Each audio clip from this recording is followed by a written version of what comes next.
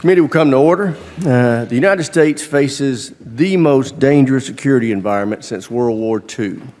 China is rapidly expanding its military power. It can field advanced systems in a matter of months.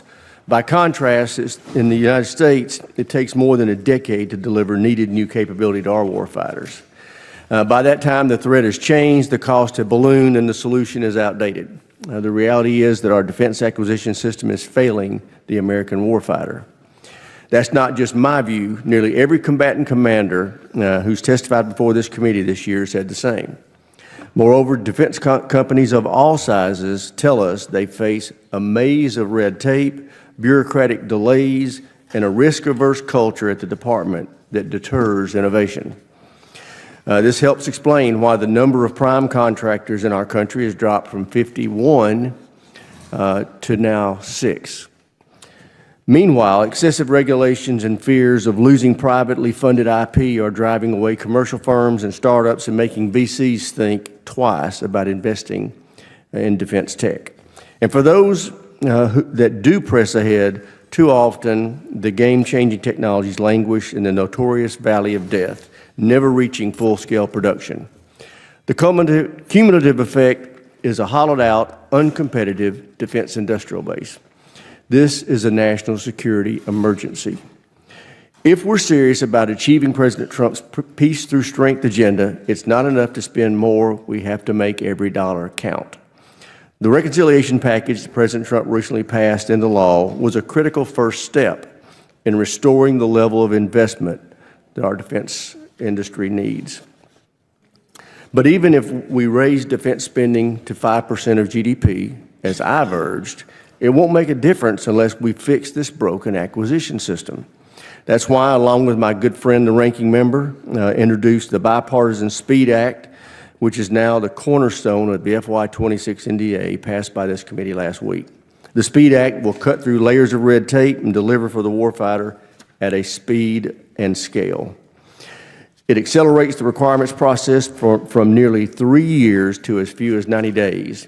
It empowers program executive officers and gives them greater budget flexibility. It prioritizes commercial solutions and fosters an environment where innovation can flourish by removing barriers to entry and bridging the valley of death. It modernizes outdated and overly burdensome regulations that slow delivery and inflate costs.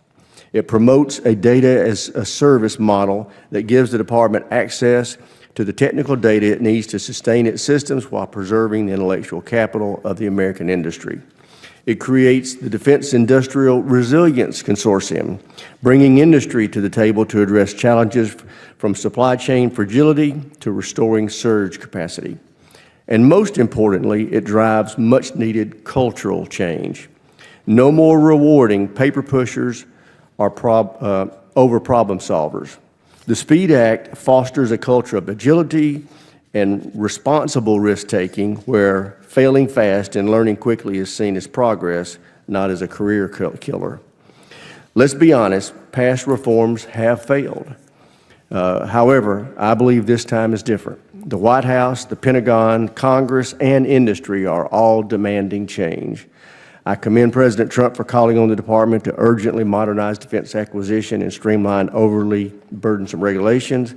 Mr. Duffy, we want to hear from you on how the department is acting on that directive to deliver to the warfighter, and I look forward to discussing how we can align our efforts to fix the defense acquisition system and ensure the U.S. Armed Forces are the world's most lethal fighting force, or remain that way. And with that, Representative Mike Rogers, Republican Alabama, warned that the United States is facing its most dangerous security environment since World War II, with China able to field new military systems in months while America takes more than a decade. By the time U.S. systems are delivered, threats have shifted, costs have risen, and technology is outdated. He noted that nearly every combatant commander has testified to the same problem. The defense acquisition system is failing warfighters. Rogers explained that defense companies are trapped in red tape, delays, and a risk-averse culture that stifles innovation. The number of prime defense contractors has dropped from 51 to just 6, and excessive regulations drive away startups, investors, and commercial firms. Even when new technologies are developed, many get stuck in the valley of death, never reaching production. He argued that simply spending more, even raising defense to 5% of GDP, won't fix the issue without major reform. To address this, Rogers highlighted the Bipartisan Speed Act, now part of the FY26 defense bill. The act shortens acquisition timelines from years to months, empowers program officers with flexibility, modernizes outdated rules, protects intellectual property, and builds a defense industrial resilience consortium. Most importantly, it seeks cultural change, rewarding agility and problem-solving instead of bureaucracy. Rogers concluded that with support from Congress, the Pentagon, industry, and the White House, there is finally momentum to fix a broken system and keep U.S. forces the strongest in the world.